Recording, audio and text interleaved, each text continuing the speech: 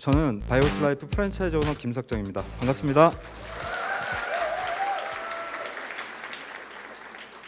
방금 제 얼굴이 저렇게 생겼습니다. 저거보다 실물이 조금 낫긴 하는데요. 네, 마스크를 못 벗어서 죄송합니다. 매년 외부의 기업들을 보면 성장하고 발전하는 회사들은 연말이 되면은 내년도 경영계획이라는 걸 수립을 합니다. 경영계획. 한 걸음 더 나아가서 더 성장하고 발전하는 회사들은 3년 후에 우리 회사는 무얼 먹고 살지? 5년 후는 어떻게 하지? 또 10년 후는 어떻게 할까라고 하는 중장기적인 관점에서 우리 회사가 어떤 환경적 변화를 대응을 극복하고 어떻게 먹고 살아야 하는지에 대한 경영 전략을 수립하게 되는데요.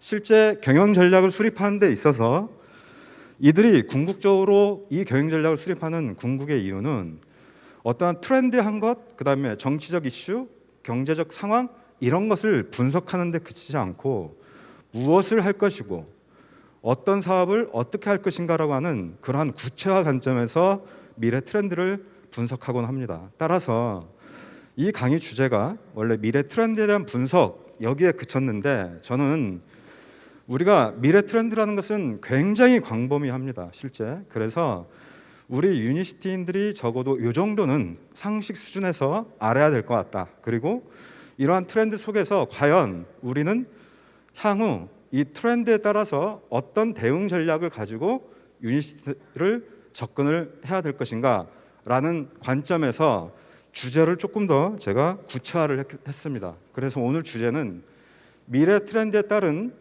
유니시티인의 대응 전략이라는 주제로 강의를 할 테고요. 저는 방금 소개한 것처럼 넘어가질 않네. 네, 이거 좀만 봐주세요. 네, 넘어갔죠. 저는 그 유니시티 프랜차이즈 오너이긴 하지만 오늘은 여러분들한테 이 주제가 주제인 만큼 저는 국내 민간 기업, 그다음에 글로벌 기업, 그다음에 공공기관, 우리나라 공공기관, 이 공공기관의 경영 전략을 수립하고 경영 평가를 하는 활동을 주로 수행을 하고 있습니다. 그래서 오늘은 프랜차이즈 오너이면서도 실제 외부에서 기업의 경영 컨설턴트로서 오늘 강의를 실시할 예정인데요. 실제 기업들은 아까 말씀드린 것처럼 이러한 경영 전략을 수립하는 데 있어서 많은 것들을 분석하지만 주요하게 다루는 분야가 뭐냐면 과연 미래 우리 회사와 관련한 많은 부분에 있어서 트렌디하게 어떻게 나아갈 것인가 이런 것들을 분석하기에 오늘 강의 주제는 강의 아젠다는 이게 너무 안 넘어가요. 예.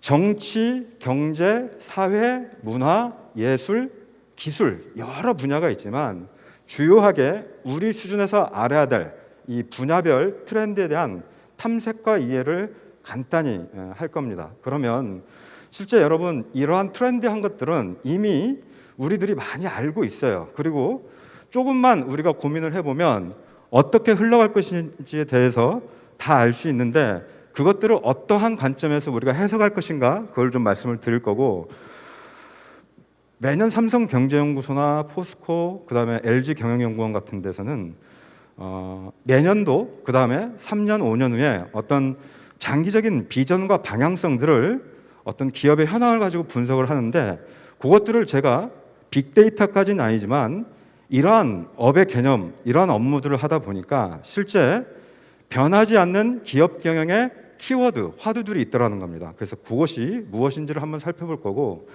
마지막으로는 그렇다면 우리는 여기서 우리는 우리 유니시티 프랜차이즈 오너를 말씀드리는 겁니다. 우리 유니시티인들은 무엇을 어떻게 해야 될 것인가라고 하는 유니시티인의 대응 전략 5가지를 제가 제시를 해드리고자 합니다. 자, 먼저 트렌드. 여러분 트렌드라는 용어는 너무 많이 들어봤죠. 머릿속에 트렌드 하면 이게 요즘 유행한다는 것인가? 아니면 뭔가 앞으로 나아갈 방향을 얘기하는 건가? 많은 얘기를 하지만 저는 트렌드를 이렇게 해석을 해보았습니다. 실제 트렌드란 뭔가 없었던 거에서 예측을 하는 것이 아니라 과거의 패턴이나 통계 이런 것들을 분석을 합니다. 이런 것들은 실제 제가 민간 기업의 경영 컨설팅을 할 때 과거의 어떤 추세, 흐름 이런 것들을 쭉 분석을 하거든요. 그리고 나서 분석하는 것이 뭐냐면 현재 흐름과 어떤 상황들을 분석을 합니다. 예를 들면 이런 거죠.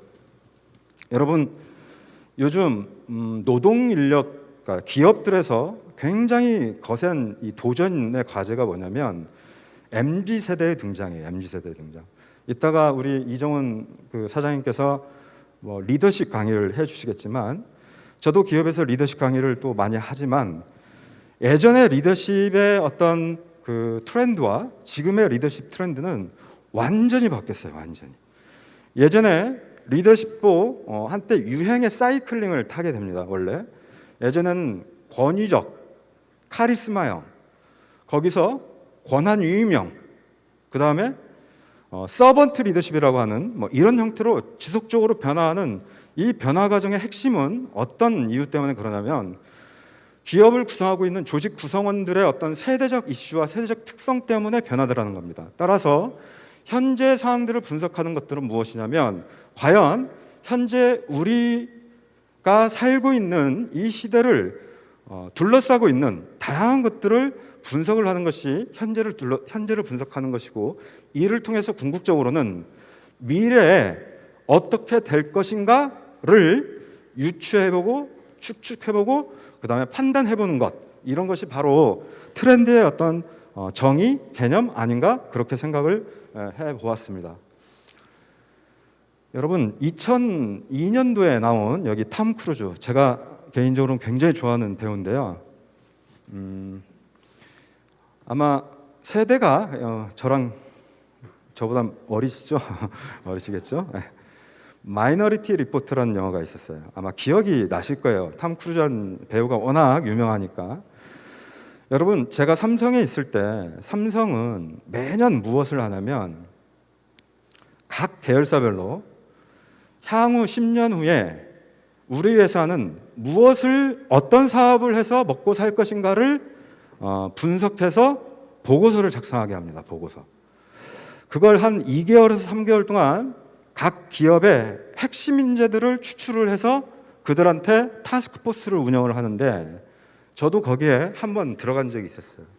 만약에 여러분들이 삼성그룹에 다니는데 회사에서 야 우리 회사가 내년 아니 10년 후에 무엇을 해서 먹고 살 것인지를 쭉 아이디어를 뽑아가지고 보고해. 자, 그럼 여러분 그 아이디어를 도출하려고 여러분들은 어떤 노력들을 할까요? 그 아이디어를 어디서 도출할 수 있을까요? 그 아이디어. 여러 가지 측면에서 아이디어를 도출할 수 있겠죠. 그런데 대부분 그들이 아이디어를 추출을 하려고 가는 데가 어디냐면은 만화방에 갑니다. 만화방. 왜 그럴까요? 왜? 여러분 만화방은 굉장히 창조적인 영역이 많기 때문에 미래를 허황되게 예측한 것들이 많아요. 보고서에 한 2, 3년 안에 현실 가능한 영역들을 보고서를 제출을 하면 보고를 받는 사람이 그걸 찢어버립니다. 야, 그걸 왜 10년 후 가서 하는 거야? 지금 하면 되는 거지. 그래서 주로 보고서에서 다루는 내용은 뭐냐면 굉장히 황당한 내용들로 다뤄야 돼요. 근데 황당한 것을 추출을 하려 하다 보니까 아이디어가 떠오르지 않는다라는 거예요. 그래서 가는 데가 어디냐면 만화방 이런 데를 가더라는 거예요. 그리고 아니면 소위 말하는 공상, 과학, 영화 이런 것들을 보더라고요. 저는 이 마이너리티 리포트를 볼 때 그때 당시에 이제 제가 이 TF 활동을 하고 있었는데요. 여러분 20년이 됐지만 실제 이 마이너리티 리포트에서 한번 영화에서 나왔던 것들을 한번 떠올려 보면 혹시 기억에 남는 게 있을까요? 제가 기업에서 이 강의를 하면 한두 개 정도를 다 얘기를 하시더라고요. 한두 개 정도. 내용을 제가 얘기를 뭐 할 수는 없고 저는 여기를 이 영화를 보면서 어떤 생각들을 했냐면 앞으로 미래는 저렇게 될 것이다라고 생각을 했어요. 반드시. 자, 추적과 감시 시스템이라는 게 있습니다. 추적과 감시. 탐 크루즈가 범죄자로 오인을 받고 쫓겨다닙니다. 근데 이 탐 크루즈가 쫓겨다니는데 탐 크루즈가 어디를 도망가는지를 중앙 메인 컨트롤 타워에서 모든 일거수일투족을 다 관찰을 해요. 아, 얘가 어디 갔구나, 어디 갔구나, 어디 갔구나. 이걸 뭐 때문에 어떻게 관찰을 하냐면 탐 크루즈의 홍채, 눈에 이걸 가지고 이 도시에 있는 뭡니까? 이 카메라 있죠? 카메라가 이 홍채를 인식해서 얘가 어디에 다니는지를 다 추적을 하든 이게 위치 추적 시스템입니다. 근데 2002년도 이 시점에 실제 우리가 회사에서 출입을 하려고 한다거나 그러면 주로 아까 어느 그룹은 이 뭐죠? 이 거는 거 이걸 여러분 보통 회사에 다니면 사원증 같은 거 주잖아요.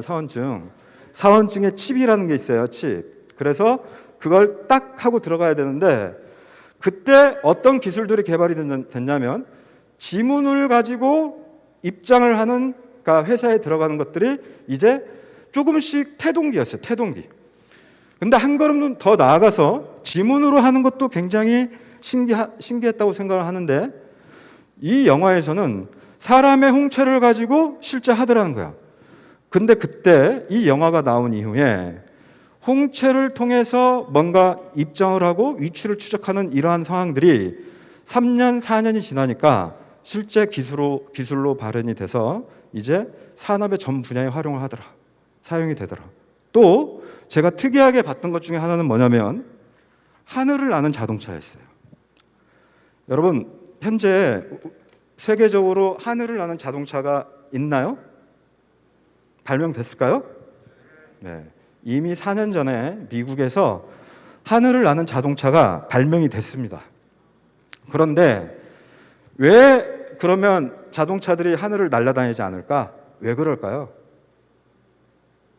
그건 허공에서의 교통 통제 시스템이 완비가 안 된 거예요. 여러분 평면에서는 차가 이렇게 가고 이렇게 평면이기 때문에 땅에 붙어서 가잖아요. 그런데 하늘에서는 여러분 비행기가 직선으로 나릅니까? 아니면 차선이 있어서 이렇게 나르는 게 아니라 이렇게 갔다가 하잖아요. 그런데 모두 다 자동차가 하늘을 날아다니는데 그러한 교통 통제 시스템이 아직 정비가 되지 않다 보니 개발이 되었으나 실제 상용화가 되어 있지 않더라. 그 다음에 음성 인식 기술. 그것도 있네. 하늘을 나는 자동차가 하늘을 날다 보니까 주차를 어디서 하는지 혹시 아세요? 주차? 아파트 베란다에 주차를 해요. 아파트 베란다에. 여러분 이번 주말에 혹시 넷플릭스 보시는 분들은 마이너리티 리포트 엄청 보시겠네요. 재밌어요, 실제. 자, 음성인식 적용 기술이란 건 뭘까요? 여러분, 이 음성인식 적용 기술이 2002년도 마이너리티 리포트에 소개가 됐는데 실제 한 4, 5, 6년 전부터 우리 TV 광고로 나오기 시작합니다. 시리야, 문 열어줘. 예를 들면 시리야, 조명 낮춰줘. 마리아 아니고요. 시리야. 여기서는 어떻게 하냐면 탐 크루즈가 오늘의 주요 뉴스 켜줘. 그럼 쫙 나와요. 요즘 자동차에도 음성인식 다 되죠. 저도 음성인식이 되는 자동차가. 근데 아직 에러가 많이 뜹니다. 에러가. 제 사장님 중에 순금이라는 이름을 가진 사장님이 계시거든요. 순금. 저는 보통 음성을 활용을 할 때 보통 여러분 차에서 여러 가지를 할 수 있어요. 유튜브 켜줘, 오늘의 날씨 알려줘, 전화 연결해줘 하는데 보통 저는 다른 것은 사용하지 않고 이름만 딱 얘기하면 전화를 주로 쓰는 기능을 99%를 활용하거든요.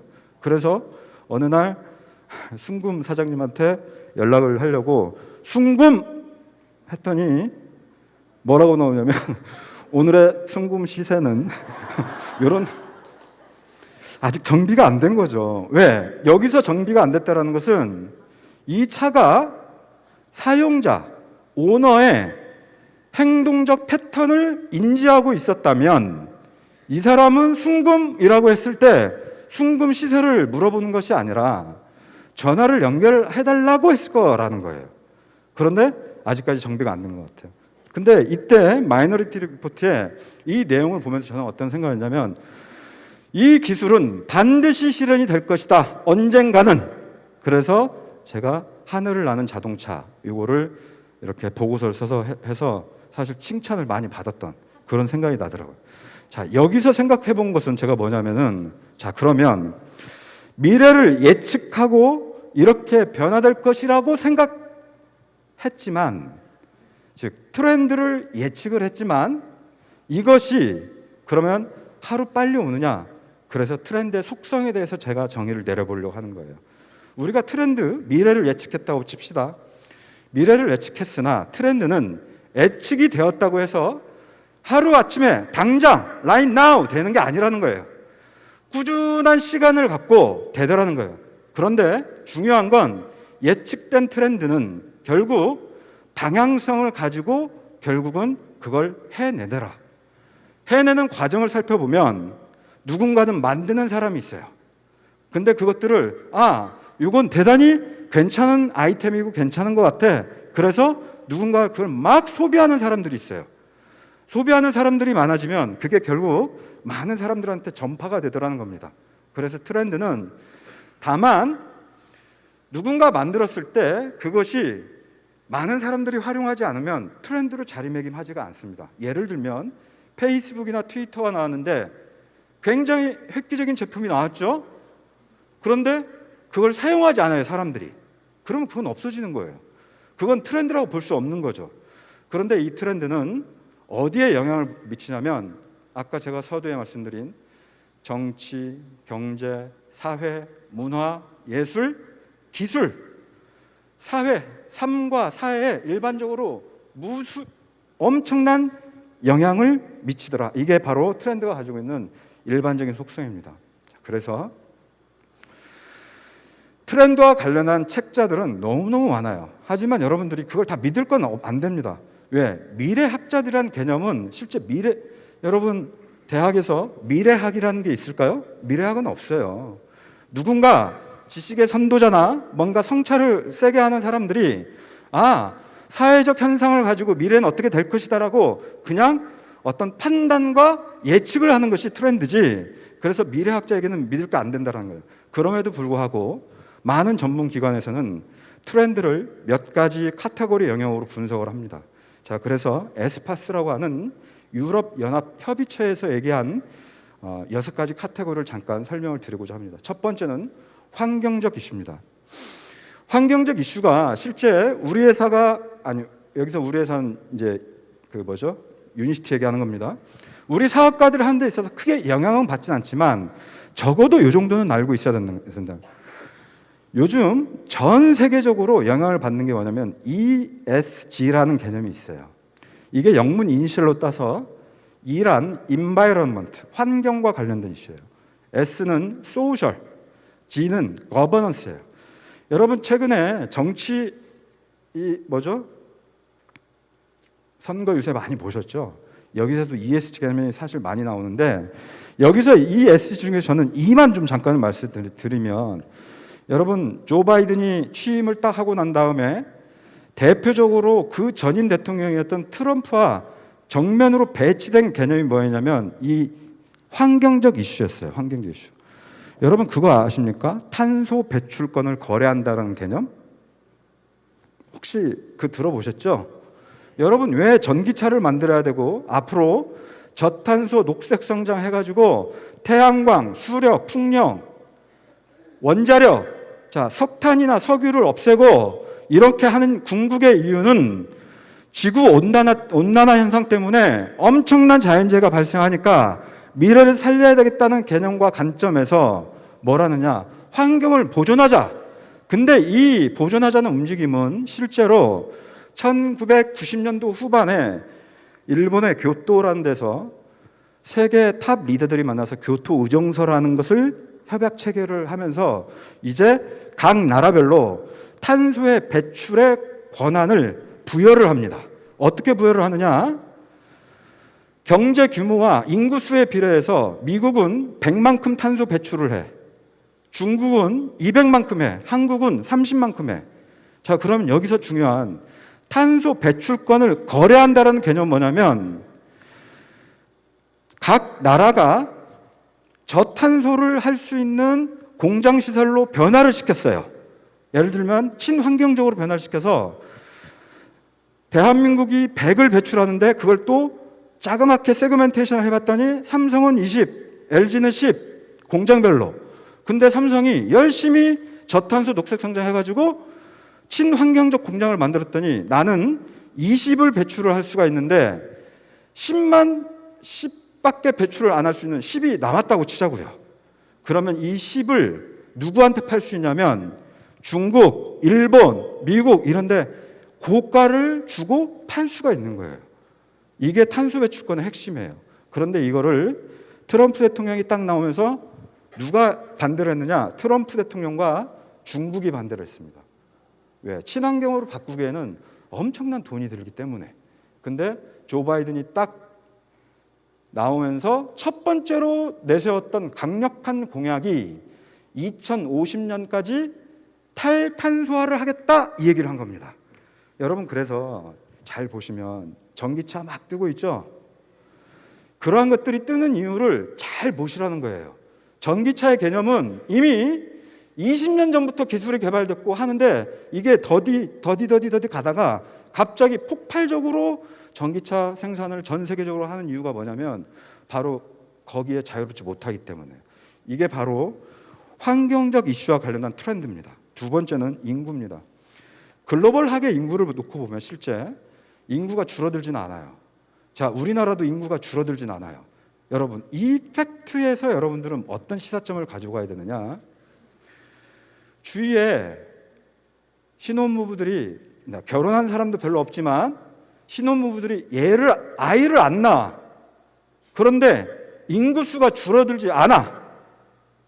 자, 그럼 우리는 어떤 걸 추론해 볼 수 있죠? 사람들이 살아도 너무 오래 살아. 여러분 2009년도에 유엔에서는 호모 헌드러드라는 것을 이미 예측을 했습니다. 인간은 이미 100세 시대가 도래할 것이다. 최빈 사망 연령대라는 개념이 있어요. 한 시대에 한 해 가장 많이 사망하는 사람들의 나이대. 일본은 5년 전에 이미 93세를 넘어갔어요. 자, 여러분 우리 유니시티 사업가들은 몇 살까지 살 것 같아요? 저 유니시티 만나기 전에는 한 85살까지만 살 것 같다고 생각을 했는데 지금은 한 110살까지 살 것 같아요. 여러분 이게 지금 엄청난 사회적 이슈로 대두되고 있습니다. 여러분 혹시 여러분들 중에 기업에 다니는 사람 있을지 모르겠지만 요즘 기업에 다니는 사람들은 은퇴를 60세로 가정했을 때 60세 이전에 2년 동안 국가에서 제정을 해서 뭘 하느냐면 리타이어먼트 프로그램이라고 해가지고 은퇴 예정자들 대상으로 제2의 짭을 찾을 수 있는 인생 이모작을 찾을 수 있는 프로그램들을 법제화를 시켰어요. 직원 300명 이상이 되면 무조건 은퇴 예정자들한테 은퇴 예정자 교육을 시키라는 거야. 왜? 사회적 문제가 뭐가 되냐면 그들이 나와서 할 게 없는 거야. 그래서 일할 수 있는 자유, 권리를 80세까지 보장해 주자. 이러한 붐이 지금 일고 있는데 앞으로 점점 더 심각해질 거라는 거야. 이게 고령화의 이슈예요. 자, 세 번째는 연결성입니다. 이건 말을 안 해도 알 것 같아요. 여러분, 뭐만 보면 되냐면 과거 10수년 전만 보더라도 공항에 가면 국제전화 하려고 이런 뭡니까? 플라스틱으로 해가지고 00700 이런 거 많이 주잖아요. 맞아요? 지금 국제전화를 돈 내고 하는 사람 있어요? 카톡으로 그냥 다 하잖아요. 그죠?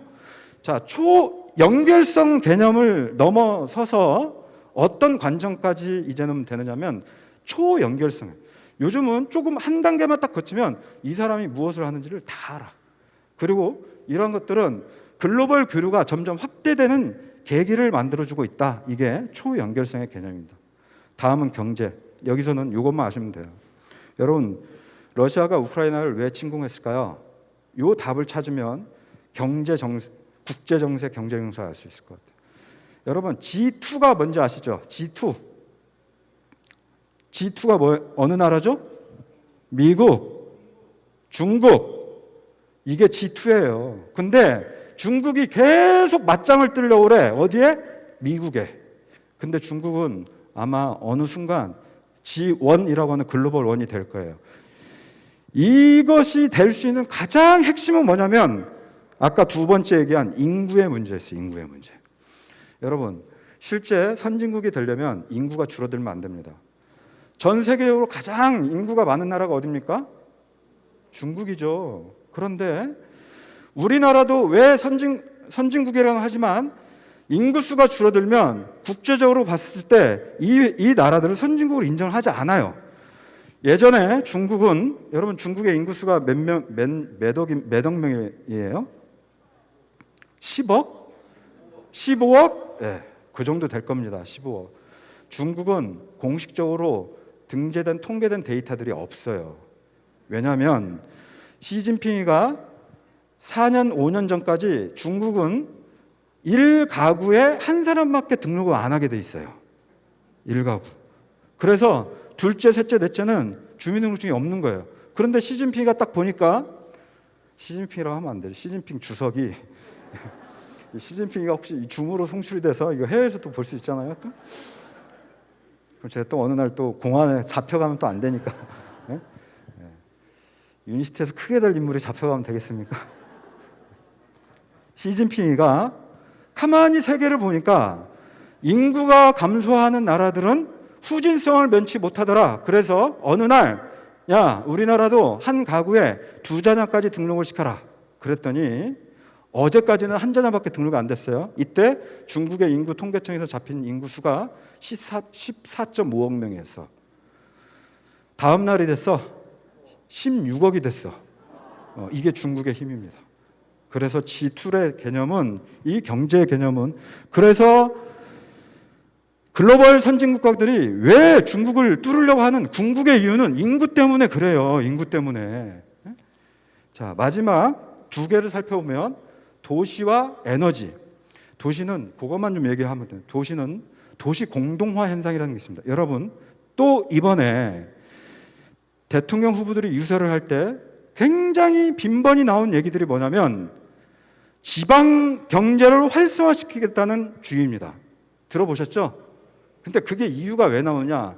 강력하게 경기와 서울 쪽으로 인구가 집중화되니까 나라의 균형 발전이 이루어지지 않아.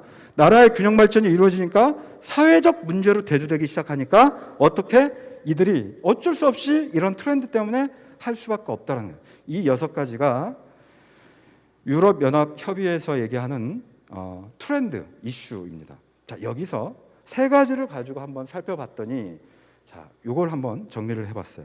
고령화.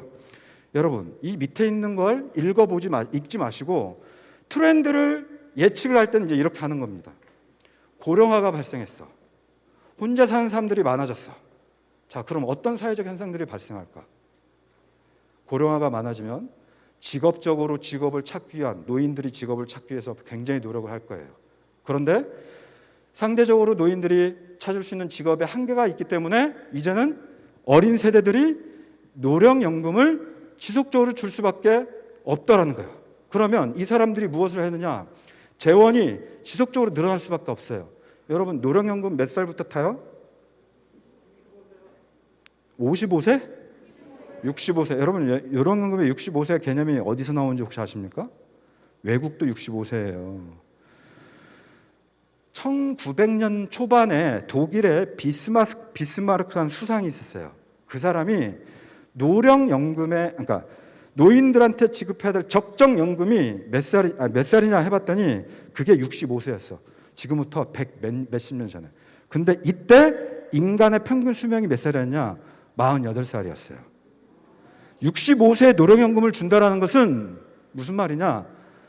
그 대상이 지극히 조금밖에 안 된다라는 거예요. 근데 100년이 지났는데도 65세가 변하지 않아. 이건 뭐냐면 트렌드가 바뀌어도 사회 시스템의 대응의 속도가 따라가지 못하니까 여러 부작용이 나더라는 거야. 더 나아서 여러분, 1인 가구가 늘어나면 어떡할까요? 여러분, 반려견, 반려묘 시장이 왜 폭발적으로 성장하는 거 아십니까? 물론 나이 든 남자들이 반겨줄 사람이 자기밖에 없으니까 반려견 한다고 그런 얘기를 우스갯소리로 하던데, 여러분 혼자 사는 사람들이 외로움의 해소의 해결 방법으로 반려견, 반려묘를 많이 찾아요. 자, 그러면 사업을 잘하는 사람들은 이 트렌드를 읽으면 어떤 생각을 할 수 있냐면, 여러분 요즘 반려견 장례시장이 뜨는 거 혹시 아십니까? 아시죠? 제가 다니는 저희 회사도 민간 자격이 뭐가 있냐면 반려견 산책 전문가라는 민간 자격이 있어요. 이거 뜰 것 같아요? 떠요.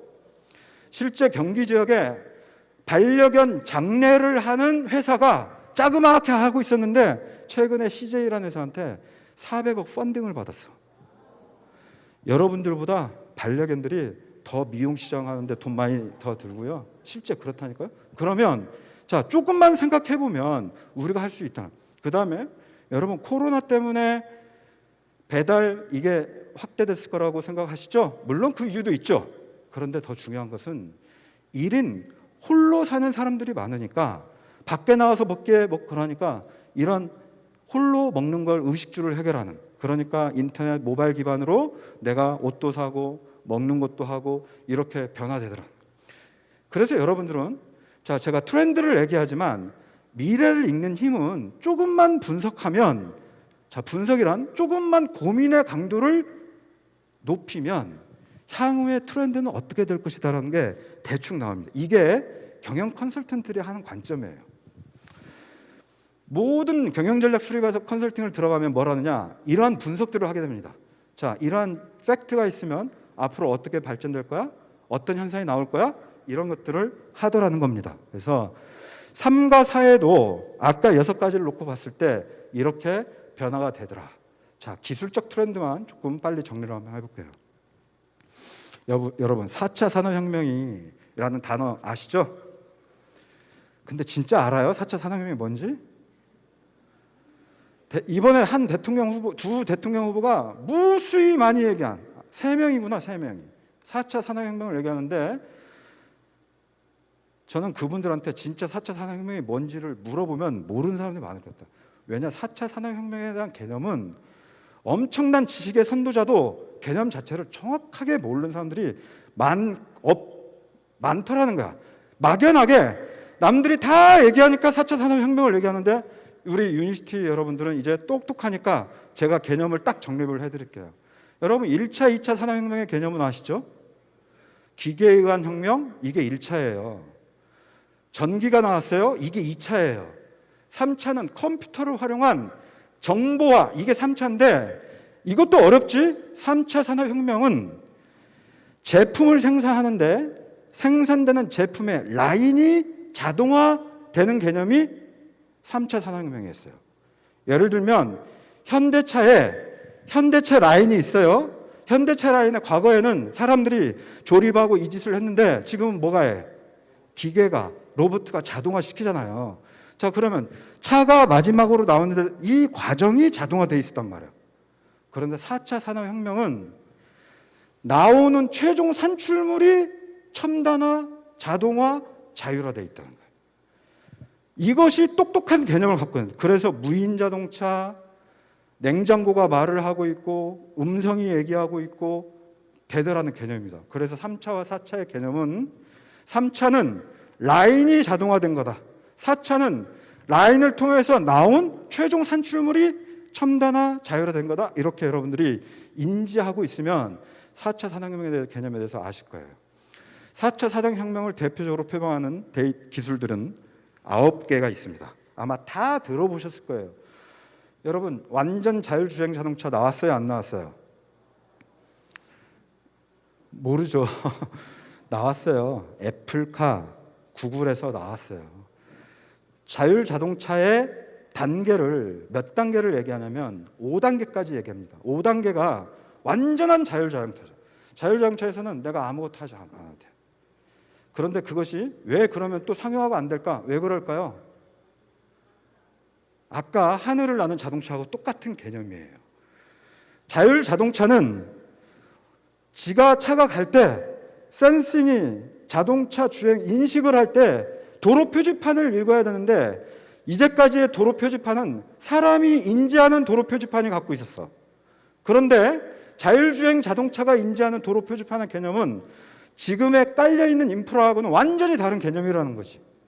그래서 나와 있으나 상용화가 되지 않더라.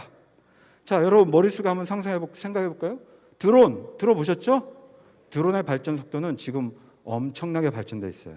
가장 많이 발전된 분야가 어디냐면 군 분야예요. 군 분야. 3D 프린팅이란 뭡니까? 재료를 가지고, 옷 재료를 가지고 3D 프린팅 기계에다 넣으면 그 옷이 그대로 나와. 실제 그게 있어요. 집도 만드는데 집도. 근데 이 3D 프린팅은 저는 기술이 발전이 돼 있는데 이런 생각이 들어요. 발달은 됐으나 기득권 세력들이 이것을 용납을 안 하는 것 같아요.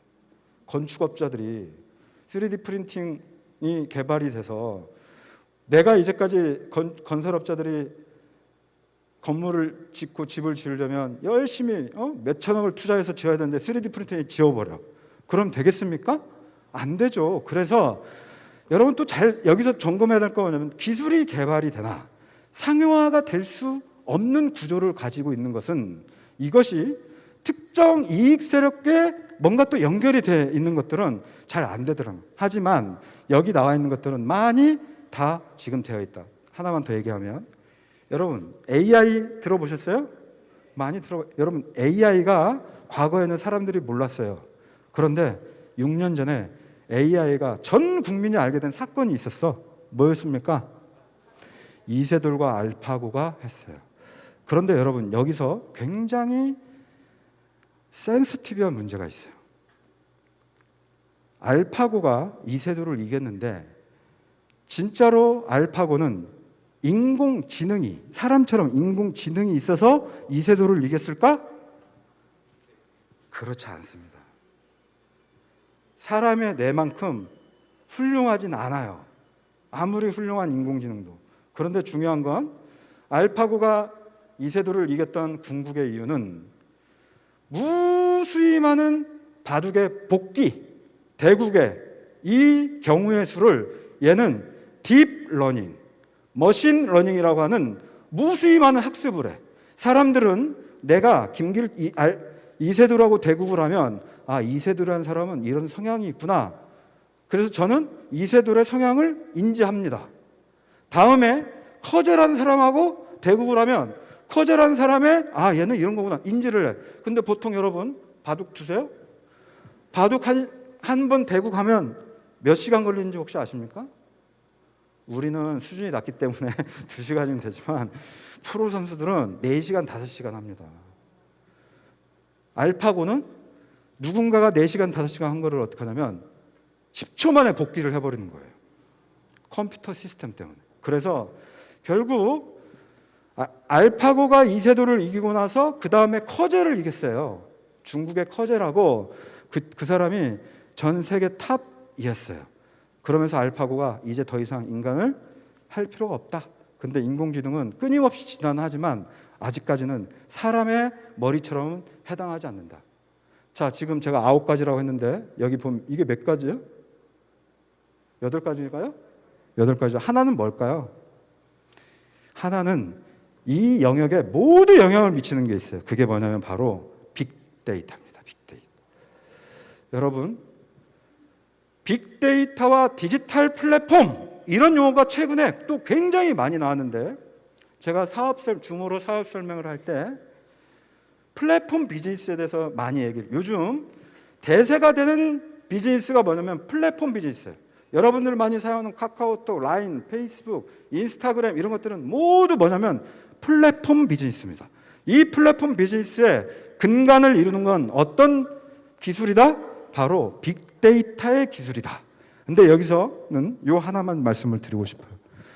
이제는 여러분 빅데이터의 개념은 인류가 시작한 이후에 어제까지 만들어진 데이터의 양보다 오늘 새로 생긴 데이터 양이 훨씬 더 많다라는 개념이 빅데이터의 개념입니다.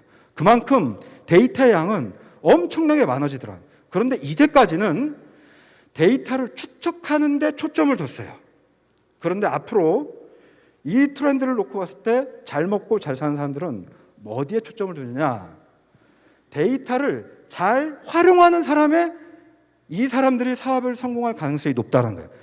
그래서 향후의 트렌드는 축적된 데이터들을 어떻게 정교하게 내 사업과 연계해서 활용할 것이냐, 여기에 초점을 두는 사람들이 이 변화하는 기술 트렌드에 맞춰서 뭔가 성장하고 발전하는 모습일 것이다. 이 정도로 좀 말씀을 드리고 싶고, 각각에 대해서 여러분 예시를 제가 하나 좀 들어보도록 하겠습니다. 한 프랜차이즈 업체는 어떻게 하냐면요, 실제로 날씨에 따라서 빵 18가지가 있다면 빵이, 자, 비가 오는 날은 어떤 빵이 잘 팔리더라, 자, 맑은 날은 어떤 빵이 잘 팔리더라를 데이터를 축적을 쫙 해가지고 어떻게 하느냐, 비가 오는 날은 각 매장에다가 평소에 빅데이터의 분석에서 나왔던 내용대로 잘 팔리는 빵 위주로 배치를 해요.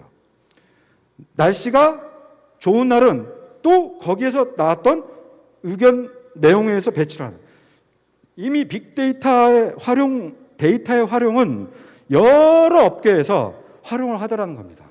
또 AI, 여러분 알파고가 어느 회사 건지 아십니까?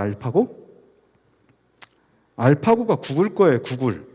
구글이 알파고를 만든 게 아니라 산 거예요. 구글은 삼성보다 더 뭘 하냐면, 구글은 내부에 회의를 할 때 스탠드 미팅을 하는 거예요. 스탠드 회의. 그걸 네이버라는 회사가 본땄어요. 여러분 보통 회의하면 앉아서 회의하잖아요. 그거 안 한다니까요. 구글은 8가지 회의 원칙을 딱 해가지고 뭘 하냐면 앞으로 사업할 거를 얘기해.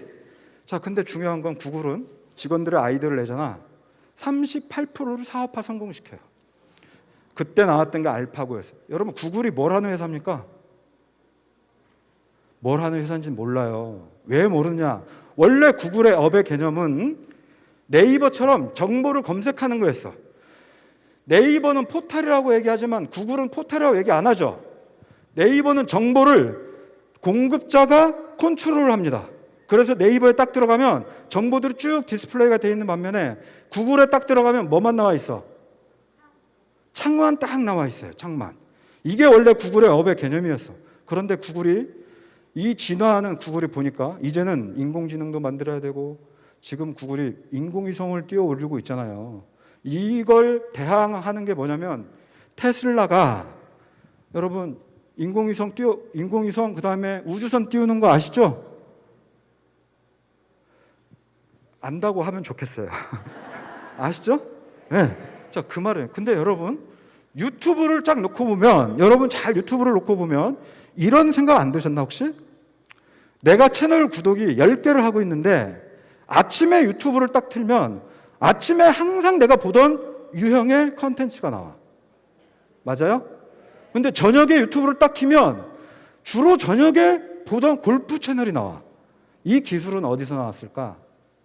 그게 빅데이터 기술과 유튜브에서, AI에서 나오는 거예요. 알파고를 인수하면서 어떻게 했느냐? 사용자의 시간대별 패턴을 분석을 해보자. 그래서 어떻게? 이 사람한테 그 시간대는 그 맞는 것들을 도출을 해주자 해서 이게 AI 기능과 빅데이터 기능을 활용한 발전 사례라, 이렇게 말씀드릴 수가 있겠습니다. 사물 인터넷이란 어떤 개념일까요? 여러분 TV 광고에서 이런 거 혹시 보신 적 있어요? 가정주부가 열심히 요리를 합니다. 그러면서 고개를 돌리죠. 어디에? 냉장고를 쳐다보면서 얘기를 합니다. 30분 안으로 집에 와서 밥 먹으라고 연락해줘. 음성 인식을 딱 시켜요. 그러면 그걸 연락을 누가 해? 냉장고가 해. 냉장고가. 사물 인터넷이란 사물과 사물이 서로 인터넷으로, 모바일로 소통한다는 개념이 사물 인터넷이에요. 그런데 이 사물 인터넷의 핵심은 어느 기술 때문에 촉진이 됐느냐? 핸드폰 때문에 그래요. 그래서 여러분 애플의 스티브 잡스는 천재입니다. 여러분 전기를 누가 만들었죠? 에디슨. 전기를 만든 에디슨은 정말 엄청난 발명가잖아요. 그거보다 더 엄청난 발명가가 누구냐면 저는 스티브 잡스라고 생각해요. 천재 중에 천재. 그런데 천재가 될 필요는 없어요. 일찍 죽잖아. 우리가 일찍 죽지 않는 이유는 뭐다? 천재가 아니기 때문에. 그래서 사물 인터넷은 결국 이러한 핸드폰이 없었더라면 지금까지 말씀드린 이러한 것들은 절대적으로 개발이 되지 않았을 것이다. 그럼 이 기술들은 어떻게 앞으로 될 것이냐 이겁니다. 이제 탄생과 변화, 지속적으로 탄생한 것이 이제 변화가 됩니다. 그런데 두세 번째는 컨버전스라고 하는 융복합의 개념입니다. 아까 유튜브가 빅데이터와 AI 기능을 통해서 뭔가 기술의 진화가 이루어지듯이 그러한 복잡계 세상으로 돌아가고 그 과정에서 또 다른 새로운 창조물이 나오는 형태로 기술이 종합적으로 발전을 할 것이다. 그런데 이것은 결국 우리의 삶의 전 영역, 그 다음에 사회 시스템 및 삶의 방식에 엄청난 변화를 줄 수가 있다. 예를 들면 이게 구글의 무인 자동차입니다. 여러분 잘 생각해 보세요. 트렌드를 읽을 때 무인 자동차가 생기면 전방위적으로 산업이 어떻게 변화될까? 전방위적으로 센싱 기술, 도로 표지판 새로 만들어야 됩니다. 그런데 이제 렌트카, 그 다음에 대리운전 기사 있을까요? 없을까요? 없어져요. 이게 미래의 트렌드를 통해서 직업의 전망을 할 수 있는 개념이에요. 여러분 미래학자들이 트렌드를 가지고 직업을 예측하는 이유는 이러한 관점에서 하더라는 겁니다. 이러한 관점에서. 제가 단편적으로 예만 썼지만 엄청나게 이런 것들은 변화가 심화될 것이다. 그리고 여러분 전기차 타시는 분들 계시죠? 전기차는 엔진이 있어요? 없잖아요. 여러분 동력을 통한 기존의 가솔린 이런 내연기관차들은 자동차 부품이 38,000가지 정도가 돼요. 전기차는 10,000개가 안 돼요. 전기차를 딱 끄집어내보면 배터리만 딱 있어요. 배터리. 여러분 배터리가 LG 에너지 솔루션, 포스코 에너지 이런 배터리 업체가 왜 막 요즘 승승장구하는지 아십니까? 걔들은 트렌드를 읽었기 때문에 배터리 시장을 어떻게 소형화. 배터리는 중요한 거, 전기차가 대세예요. 그럼 배터리 업체는 뭘 고민을 할까? 어떻게 하면 소형화할 거냐. 그 다음에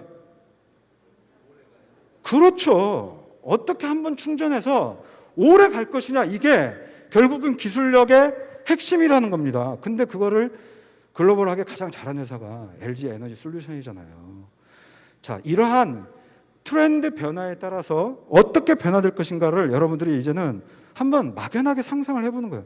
저는 유니시티 사업을 처음에 할 때 사업을 선택한 이유는 그런 트렌드 때문에 선택을 했어요.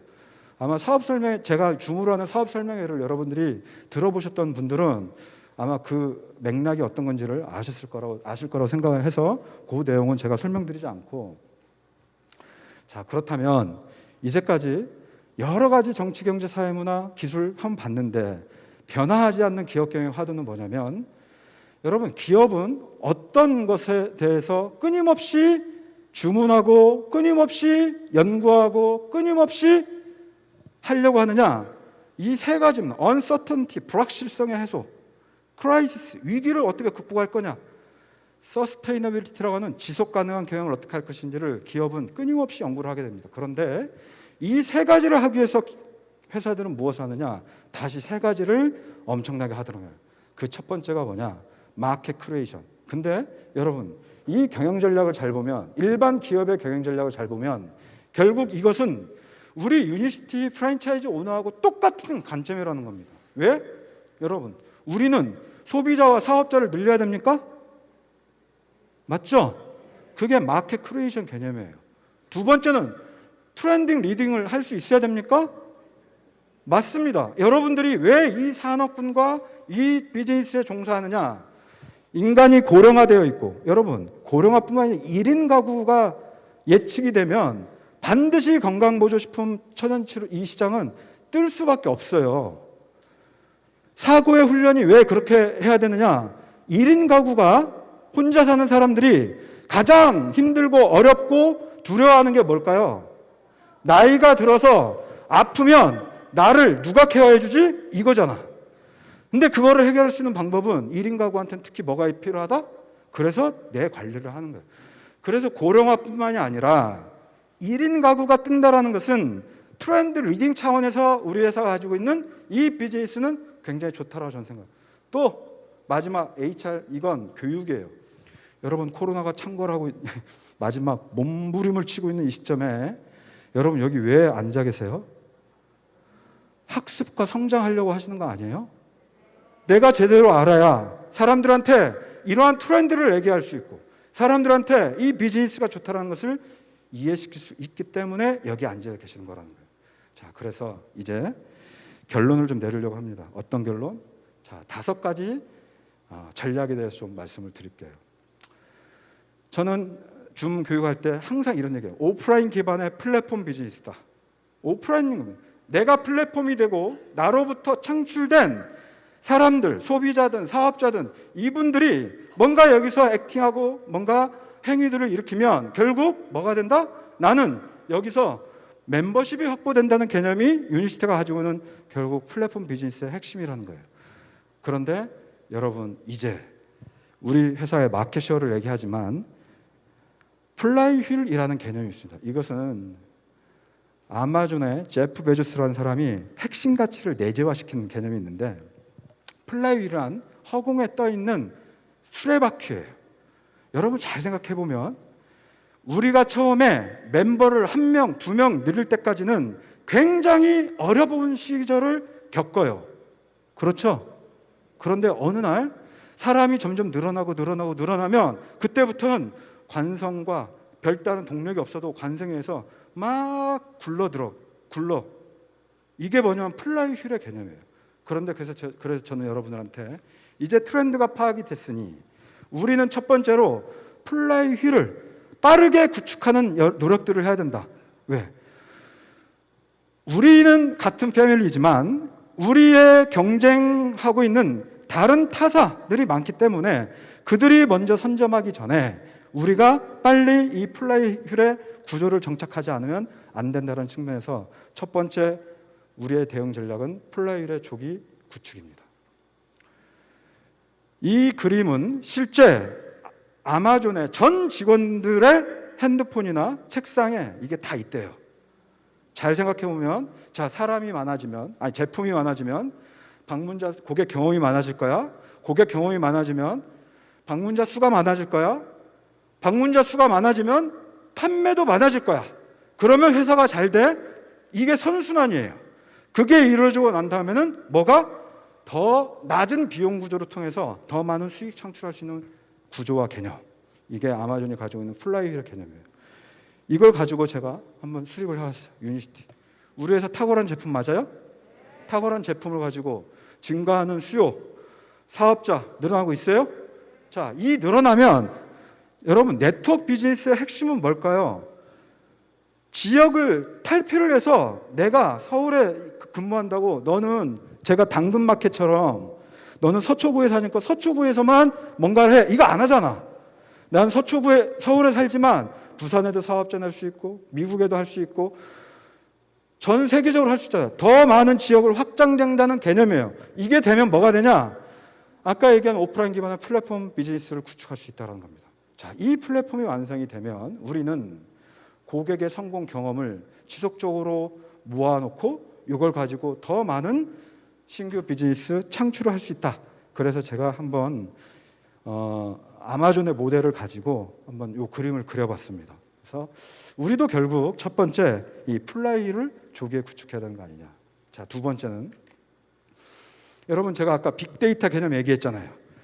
앞으로는 데이터를 축적하는 데 초점을 두는 게 아니라 축적된 데이터를 어떻게 가공하고 활용하느냐가 핵심이라고 얘기를 했어요. 자, 그러면 여러분 혹시 우린 다 사업가니까 이런 얘기 많이 하잖아요. 이 사람은 여러분 파트너 사장님들한테 이 사람은 어떤 사람이에요? 성향이 누구예요? 성향이 어때요? 가족관계는 어떻게 돼요? 취미 여러분 명단 작성할 때 그렇게 하라고 하지 않던가요? 근데 저도 뭐 지금도 그렇지만 그걸 그냥 듣기만 해. 그래서 그 다음에 또 물어봐. 이건 비효율이라는 거예요. 근데 데이터 마이닝의 개념을 이제 배웠다면 어떻게 되냐면 그거를 축적하라 이거죠. 그래서 관심을 가지라는 거예요. 어떻게? 자, 제 파트너 사장님 중에 한 분이 저한테 요즘 엄청 지적을 하는 게 뭐냐면 감성적 소통을 못한다고 저한테 엄청 뭐라 그래요. 스폰서님은 너무 이성적으로만 소통을 해서 좀 고쳐야 된다. 그래서 요즘 제가 사실 고민을 많이 하고 있는데 이런 거죠. 이분이 최근에 남편분이 아팠어. 그러면 그걸 뭔가 그 멘트나 메시지를 통해서 컨센서스를 형성하고 공감을 통해서 소통을 해야 되는데 데이터는 축적이 됐으나 이 데이터를 누가 활용을 해야 하네. 제가 활용을 안 해요. 그래서 여러분 이제는 어디에 중점을 두냐면 데이터의 활용을 잘할 수 있는 이 데이터 마이닝에 초점을 두시라는 겁니다. 그래서 많은 고객 중에서 소비자 중에 이 사람은 제품에 관심이 있는지, 이 사람은 사업에 비전에 관심이 있는지, 이 사람은 딴 거에 관심이 있는지, 여행에 관심이 있는지 그거에 맞춰서 그 측면으로 열심히 얘기를 해줘야 그분이 이 사업에 대한 관심을 갖고 그분이 이 사업에 대해서 뭔가 영향을 받죠. 그런데 이 사람은 A에 관심이 있는데 나는 고객에 대한 체계적인 분석과 데이터 마이닝을 안 하고 나는 B를 열심히 해. 이게 뭐냐면 엄원데다 똥볼 찬다는 얘기예요. 열심히 볼을 드리블해서 갔는데 슛을 넣었더니 골로 들어가야 되는데 어디로 들어가? 관중으로 가는 개념인 거지. 그래서 데이터 마이닝에 집중하라는 개념은 바로 그런 개념입니다. 이를 위해서는 고객 정보의 체계적인 축적과 분류가 필요하다. 자, 세 번째는 여러분 집단지성이라는 얘기 들어보셨어요? 이번에 또 대선에서 엄청 집단지성 얘기 많이 했어요. 집단지성이란 혼자 하는 지식 경험 정보보다 함께하는 지식 경험 정보가 훨씬 더 훌륭하고 탁월하고 시너지를 낸다는 개념이 집단지성입니다. 그런데 기업들은 직원들을 육성시킬 때 이렇게 하는 교육도 있지만 삼성, 현대, LG는 지금 교육을 어떻게 시키느냐? 우리 소위 얘기하는 라인 미팅처럼 시켜요. 그런데 라인 미팅과 이 교육의 대표적인 차이는 이건 대규모 교육이고 라인 미팅은 소규모 교육이야. 맞죠? 그런데 미팅의 성격과 형태를 봤더니 결국 모양새는 똑같아. 한 사람이 일방적으로 얘기를 해. 라인 미팅에서도 스폰서가 일방적으로 얘기를 해. 그거 안 된다라는 거예요. 집단지성이란 파트너 사장들이 5명이면 A라는 사람이 필드에서 경험한 것과 B라는 사람이 필드에서 경험한 것은 서로 같다 다르다? 달라요. 성장하는 기업은 직원들이 가지고 있는 베스트 프랙티스, 워스트 프랙티스에 대한 성공 실패 경험들을 어떻게 잘 끄집어내는 사람, 그리고 끄집어낸 이 경험을 잘 쉐어링 시키는 사람, 그게 뭐냐? 공유예요. 공유. 그걸 뭐라고 하냐면 반면교사라고 하죠. 그래서 집단지성을 활성화시키기 위해서는 뭐냐면 소규모로 우리가 전환하는 이 형태에서 많은 사람들이 뭘 하게 하냐면 많은 사람들의 경험을 잘 끄집어내봐라. 그리고 실제로 실전 고객에서 여러분 우리 PMC 하게 되면 PMC 주차별로 QI 하잖아요. QI. 여러분 정말 그 QI가 도움이 될까요? 도움이 되죠. 그런데 제가 다녔던 삼성의 수준으로 훈련을 학습의 수준을 매기라고 하면 유니시티의 QI 훈련은 100점 만점 중에 10점도 안 됩니다. 그러면 잘못된 거야? 아니죠. PMC에서는 그나마 그 정도 했다는 건 잘한 거예요. 나머지 90은 어디서 해야 되느냐? 우리가 라인 미팅에서 해야 된다는 거예요. 여러분 리더십 교육을 시킬 때 이런 사람이 있습니다. 과장이 부장 승격을 시켰더니, 왜냐하면 물론 회사에서 인사 승격을 할 때 과장에서 탁월한 역량을 발휘한 사람들을 야, 쟤 일 잘하니까 부장 승격시키자 시켰어. 근데 부장 승격시켰더니 일을 지지도 못해. 이유를 살펴봤더니 부장이 과장처럼 일을 하더라는 거예요.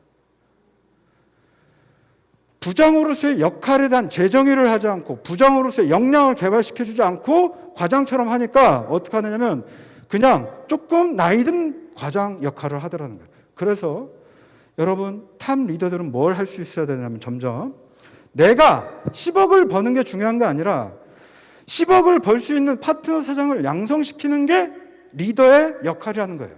그러려면 어떻게? 개별 파트너들이 가지고 있는 이 집단 지성을 어떻게 활성화시킬 거냐, 이것이 여러분들의 성장과 성공의 관건이다. 그래서 이 집단 지성의 활성화를 세 번째 얘기했습니다. 네 번째는 로열티를 얘기하고 싶어요. 로열티. 여러분, 자, 유니시티 사랑하세요? 네. 왜요? 이유가 어디 있어요? 내 회사니까. 내가 여기서 먹고 사는 기반을 여기서 나한테 주니까, 건강을 찾아주니까. 여러분, 잠깐 머릿속에 여러분 사랑하는 사람 한번 떠올려 봅시다. 연인을 떠올려 봅시다. 그 연인이 송중기처럼 잘생겼나요? 아니면 제가 여자 연예인은 잘 몰라서 연예인처럼 이쁜가요? 아니면 최근에 전지현이가 500억짜리 빌딩을 샀다고 하던데 내 사랑하는 연인이 돈이 많아요? 아니잖아요. 그 이유는 사랑하는 연인을 생각하면 기분이 좋아지고 그냥 맹목적으로 사랑하는 궁극의 이유는 내가 사랑하는 사람이니까 그래요. 저는 로열티란 이런 관점에서 봐야 된다는 거예요. 로열티. 내가 나의 삶에 건강을 찾고 삶의 터전을 다지는 이 회사를 내가 사랑하지 않으면서 어떻게 고객들한테 우리 회사를 사랑하라고 얘기할 수 있습니까? 그게 아니죠. 이 회사를 사랑하려면 여러분들은 이제 무엇을 머릿속에 둬야 되냐면 핵심 가치의 개념을 가지고 가져요. 여러분, 우리 회사의 핵심 가치는 Make Life Better잖아요. 삶을 더 풍요롭게, 삶을 더 건강하게, 삶을 더 발전적으로. 이게 핵심 가치의 개념이란. 당신이 나와 같이 함께 한다면 삶이 더 풍요롭고 건강해지고 가치 있을 거다라고 하는 이것을 우리 스스로가 갖고 있지 않으면 절대 안 된다라는 거예요. 그래서 로열티란 그러한 관점에서 여러분들이 생각을 했으면 좋겠다. 제가 여기를 자꾸 보는 이유가 10분에 다 끝내라고 얘기를 해서 이제 2분밖에 안 남았어요. 마지막입니다. 자, 선한 인플루언서로 성장.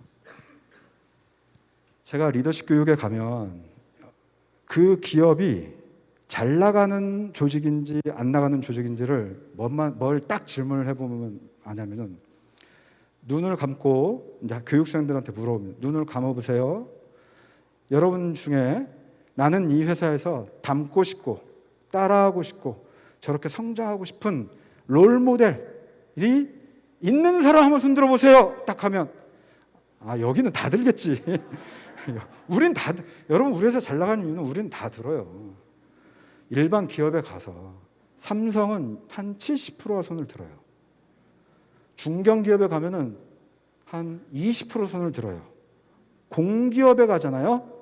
혹시 여기 한전, 발전사 이런 데 있는지 모르겠네. 공기업에 가잖아? 손을 안 들어. 그들은 그냥 공무원일 뿐이에요. 그럼 제가 뭐라고 하냐면 당신들 여기서 닮고 싶고 성장하고 싶고 저 사람처럼 하고 싶은 사람이 단 하나도 없는데 이 회사 왜 다닙니까? 물론 돈 벌려고 다니죠. 이게 롤모델이 중요한 거예요. 여러분, 성장하고 발전하는 회사들은 인플루언서가 굉장히 많습니다. 롤모델이 굉장히 많다는 거예요. 여러분들 스스로가 내가 이제 갓 나온 삐약이야. 이런 사람이 있어. 나는 삐약이에요. 언제까지? 한 명이 파트너가 나오면 그때부터 내가 리더로 성장할 건가? 천만에. 파트너가 안 나와도 리더로 준비를 하고 있어야 누군가가 나왔을 때 나는 리더가 되죠. 그래서 특히 또 삼성에서 잘하는 건 뭐냐면 여러분 리더십 교육을 삼성을 진짜 많이 시키거든요. 팀장 교육을 시키는데 팀장 승진한 후에 교육을 시키는 게 아니라 팀장 후보자 교육을 시켜요.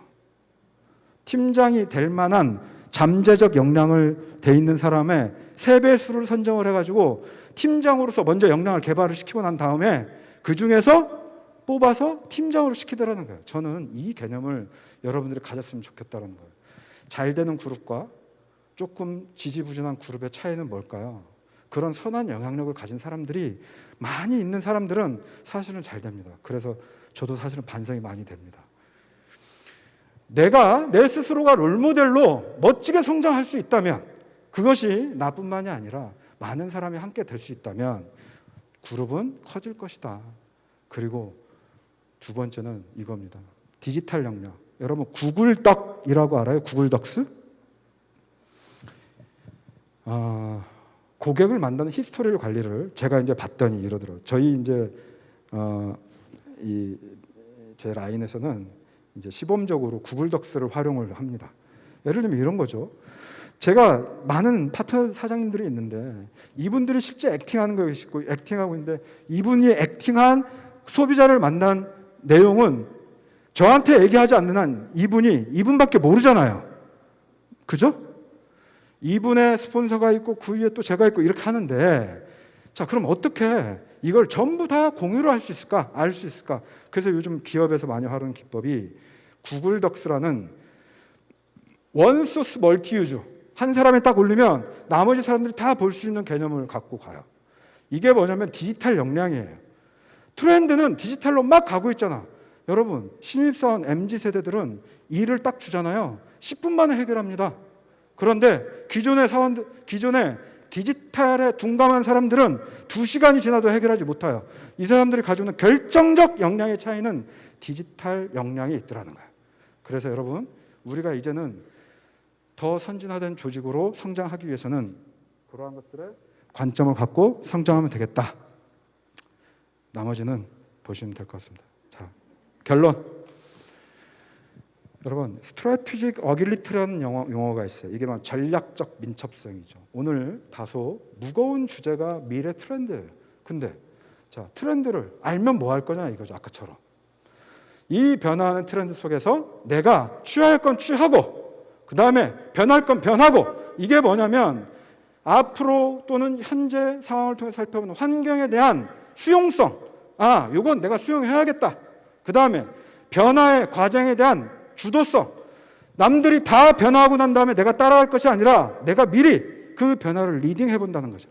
마지막으로는 잘하는 사람, 잘하는 그룹, 누군가 내 형제 라인이든 누군가 잘하는 것들이 있다면 그 모습을 베타시키지 말고 이 벤치마킹을 했다면 그거에 대한 응용력을 통해서 여러분들이 더 발전시킨다면 여기 계신 여러분들은 적어도 더 유니시티에서 훨씬 멋진 또 성장하는 사업가가 될 거라고 생각하면서 강의 마치겠습니다.